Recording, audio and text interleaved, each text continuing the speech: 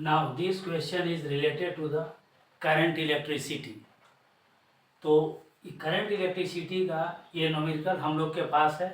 इस न्यूमेरिकल में ये कहा गया है कि एक वायर है जिसका रेसिस्टेंस 9 सेंटीमीटर दिया 9 ओम्स दिया हुआ है और उसका लेंथ आपके पास 30 सेंटीमीटर है एंड ट्रिपल ऑन इटसेल्फ। जैसे मान लीजिए कि ये आपके पास एक वायर है, ये सपोज कीजिए कि ये एक वायर है, ये भी एक आपके पास एक वायर है जो ये 30 सेंटीमीटर ये लेंथ का है और इसका रेसिस्टेंस आपके पास ये गिवन है R इक्वल टू ये 9 ओम आप सपोज लेट कर लीजिए कि R है इसका रेसिस्टेंस जो 9 सेंटीमीटर ये क्वेश्चन में दिया हुआ है। अब ये क्वेश्चन में ये कह रहा है कि इस ट्रिपल मतलब इसको जो है 3 बार इक्वल जो है ये डिस्टेंस से काट करके इसको हमने क्या कर दिया, ये तीनों को एक साथ ऐड टुगेदर कर दिया, ये जोड़ दिया। जोड़ देने के बाद ये मान लीजिए कि ये आपके पास एक वायर बन गया, ये आपके पास CD जो है एक वायर है, तो इस CD वायर का ये आपके पास लेंथ जो होगा ये L बाई ये लेंथ L है, तो ये L बाई क्या होगा, ये 3 हो जाएगा और इसका डायमीटर जो है ये बढ़ जाएगा और इसका एरिया ऑफ क्रॉस सेक्शंस मान लीजिए कि ये आपके पास A है, तो इसका एरिया ऑफ क्रॉस सेक्शन इसको A डैश से अगर हम लेट करें तो ये 3 इंटू A के बराबर हो जाएगा। तो क्वेश्चंस में ये कह रहा है कि इसको ट्रिपल अगर इटसेल्फ एक के ऊपर ये 3 बार ये 3 टुकड़े को अगर हम एक साथ जोड़ देते हैं तब इसका रेसिस्टेंस आपके पास क्या होगा।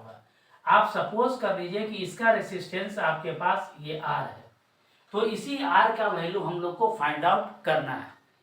तो आप ऑलरेडी ये जानते हैं कि रेसिस्टेंस जो होता है ये किसी कंडक्टर में फ्लो ऑफ करंट जो होता है उसको रोकने की कोशिश करता है और इसमें जो है ये इलेक्ट्रॉन जो होता है उसका कोलिजन होता है उस वायर में प्रेजेंट आपके पास बहुत सारे पॉजिटिवली चार्ज पार्टिकल होते हैं उससे और उसमें जो न्यूट्रल पार्टिकल्स होता है उससे उसका जब कोलिजन होता है तो इलेक्ट्रिक करंट के ऊपर एक रेसिस्टेंस क्रिएट होता है। तो जितना इट मीन्स जो है इलेक्ट्रिक करंट फ्लो होना चाहिए उतना इलेक्ट्रिक करंट आपका ये फ्लो नहीं होगा। तो ये रेसिस्टेंस आपके पास ये डिपेंड करता है लेंथ के ऊपर, तो R is directly proportional to L होता है and this one R is inversely proportional to A होता है, मतलब area of cross sections of this given wire. इन दोनों अगर रिलेशंस को कंबाइन टुगेदर करें तो R is directly proportional to होगा L अपॉन A और इसी को हम लोग लिख सकते हैं ये R equal to some constant rho into L upon A। तो ये आपके पास क्या हुआ, एक फार्मूला हुआ जिसका इस्तेमाल हम लोग इस न्यूमेरिकल्स को बनाने में करेंगे। यहाँ पर ये रो जो है जिसको हम लोग रेसिस्टिविटी कहते हैं, रेसिस्टिविटी ऑफ रेसिस्टेंस, तो ये आपके पास रेसिस्टिविटी ऑफ दैट मटेरियल, तो ये मटेरियल्स के ऊपर डिपेंड करता है। अगर आपके पास कॉपर का वायर है तो उसका रेसिस्टिविटी का वैल्यू अलग होगा, अगर एल्युमिनियम वायर है तो उसकी रेसिस्टिविटी का वैल्यू अलग होगा। तो it means this one is depends upon the material by which the conductor to be made.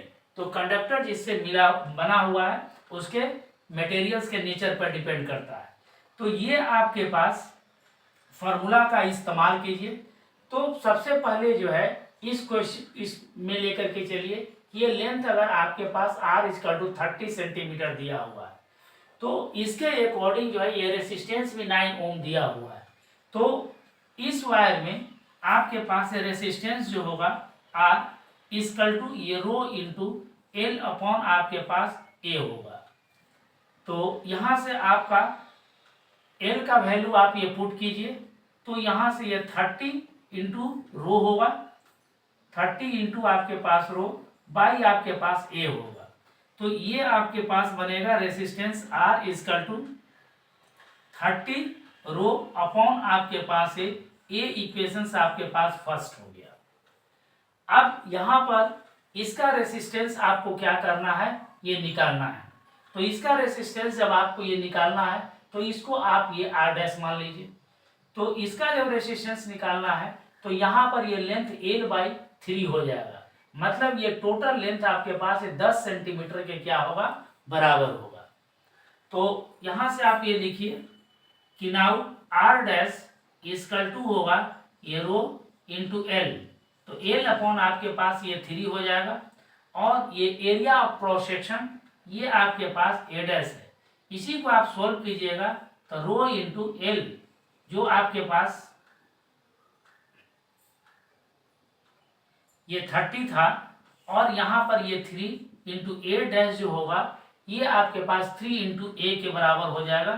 तो ये 3 इंटू ए, तो ये कैंसिल आउट अगर आप कीजिएगा तो ये आपके पास 10 आएगा। इट मीन्स रो इंटू आपके पास 10 अपॉन ये 3a, ये आपके पास इक्वेशंस नंबर ये 2 हुआ।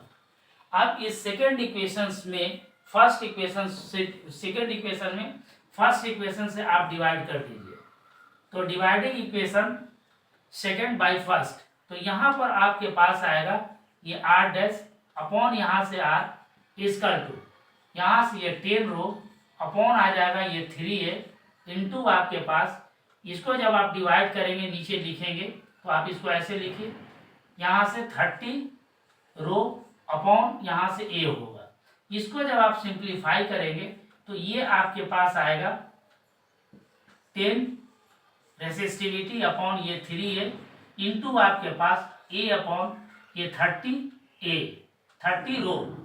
तो ये रो और रो कैंसिल आउट हो जाएगा, और ये आपके पास ये 3 से ये कटेगा, और ये एरिया ऑफ क्रॉस सेक्शंस भी कैंसिल आउट हो जाएगा। तो अब यहाँ पर आप ये लिख सकते हैं आर डैश अपॉन ये आर, ये रेसिस्टेंस आपको 9 ओम आपको ये दिया हुआ है, तो यहाँ पर 9 लिखिए, और यहाँ पर आप ये लिखिएगा 1 अपॉन ये 9। जब आप क्रॉस मल्टीप्लीकेशंस करेंगे तो 9 इंटू R1 इक्वल टू होगा 9, कैंसिल आउट करेंगे 1। It means required value of your resistance of the new wire will be 1 ओम। तो ये आपके पास इसका रेसिस्टेंस 1 ओम के बराबर होगा। तो ऐसे क्वेश्चंस को आप इस फार्मूला का इस्तेमाल करते हुए ये सोल्व कर सकते हैं। अगर आप सपोज कीजिए कि इसी के आधार पर बेसिस के ऊपर अगर आपके पास कोई अनदर क्वेश्चंस दिया हुआ है, जैसे मान लीजिए कि ये क्वेश्चन हम यहाँ पर देते हैं कि एक आपके पास ये वायर है, सपोज कीजिए कि ये आपके पास एक वायर है जिसका लेंथ आपके पास L है, और इसका रेसिस्टेंस आपके पास ये R है, और इसका एरिया ऑफ क्रॉस सेक्शन आपके पास, इसका एरिया ऑफ क्रॉस सेक्शन ये A है, और R इसका टू मान लेते हैं कुछ भी, ये 10 ओम ले लेते हैं, ये 10 ओम इसका रेसिस्टेंस है। अगर हम इस वायर को डबल इट सेल्फ कर देते हैं, मतलब ये हुआ कि सिमेट्रिकली यहाँ से हम इसको क्या कर देते हैं, या फोल्ड कर देते हैं, और बी एंड को हम ए एंड के ऊपर रख देते हैं, तो ये आपके पास जो वायर बनेगा, ये आपके पास वायर जो बनेगा इसका लेंथ आपके पास L/2 हो जाएगा। तो ये मान लीजिए कि ये आपके पास ये इस फॉर्म में ये कन्वर्ट हो गया वायर, जब हम इसको डबल इट सेल्फ करेंगे तो अब यहाँ पर इसका रेसिस्टेंस आपको क्या करना है, ये निकालना है। तो इसका रेसिस्टेंस भी निकालने के लिए कोई अलग से हम लोग ये अप्रोच नहीं लेंगे, इसी फार्मूला को हम लोग ये फॉलो करते हुए आगे चलेंगे। जैसे यहाँ पर ये जो लेंथ होगा ये आपके पास L/2 हो जाएगा, और इसका एरिया ऑफ क्रॉस सेक्शन जब आप डबल करेंगे तो इसका area of cross section A dash जो होगा ये 2 इंटू A के इक्वल हो जाएगा, इसलिए कि इसका डायमीटर बढ़ जाएगा, डबल हो जाएगा। अब यहाँ से इस वायर जो ओरिजिनल वायर आपके पास है, इस ओरिजिनल वायर का रेसिस्टेंस अकॉर्डिंग टू फार्मूला ये आपके पास R इक्वल टू ये रो इंटू L अपॉन आपके पास A होगा। ये इक्वेशन नंबर फर्स्ट हो गया। अब इसी वायर को जब आप जो है ये डबल किए हैं इटसेल्फ, तो इसका लेंथ L/2 हुआ, तो इसका रेसिस्टेंस R डैश जो आपके पास होगा, ये R डैश इसका टू रो इंटू ये L अपॉन आपके पास 2 होगा इंटू A डैश। तो A डैश को आप लिख सकते हैं rho into L upon 2 into 2A। It means आपके पास सॉरी रो L अपॉन यहाँ से ये 4A हो जाएगा। ये इक्वेशंस नंबर आपके पास ये 2 है। अब इन दोनों इक्वेशंस में को आप सोल्व कीजिए।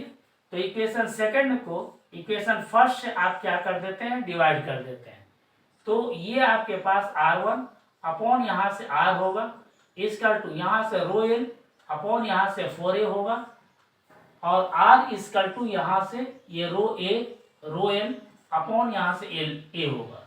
इसको देन आफ्टर जब सिंप्लीफाई करेंगे तो R1 अपॉन R, ये रेसिस्टेंस आपको गिवन हियर इज 4, ये आपके पास 10 ओम दिया हुआ है और ये आपके पास रो L बाई यहाँ से 4A हो जाएगा इंटू A अपॉन यहाँ से ये रो L हो जाएगा। इसको कैंसिल आउट कीजिए, ये और ये कैंसिल आउट कीजिए तो ये A1 अपॉन ये 4 आएगा। तो इट मीन्स आप लिख सकते हैं R1 इजकल टू 10 अपॉन ये 4 ओम। इसको जब आप ये सिंप्लीफाई करेंगे तो 2 2 ज़ा 4 2 5, इसको डिवाइड करेंगे तो ये 2.5 ओम आपके पास आ जाएगा। तो ये रिक्वायर्ड वैल्यू जो रेसिस्टेंस का आया of the new conductor will be 2.5 ओम। तो इस तरह से ऐसे सवाल को हम लोग इस तरह से आप बनाएंगे और इस फॉर्मूला को हमेशा आप ये दिमाग में ये रखिए। तो बस क्वेश्चंस को आप पढ़िए केयरफुल्ली। आप क्वेश्चंस को पढ़ने के बाद संभव हो सके तो डायग्राम बनाइए, डायग्राम बनाना ही चाहिए। और डायग्राम बनाने के बाद क्वेश्चंस में जो जो आपके पास गिवन है उसको आप इस डायग्राम में मेंशन कीजिए और मेंशन करने के बाद तब आप सिंपल कैलकुलेशंस के थ्रू आप सोल्व करते चलिए। तो इस तरह से आपका न्यूमेरिकल बन जाएगा। Thank you.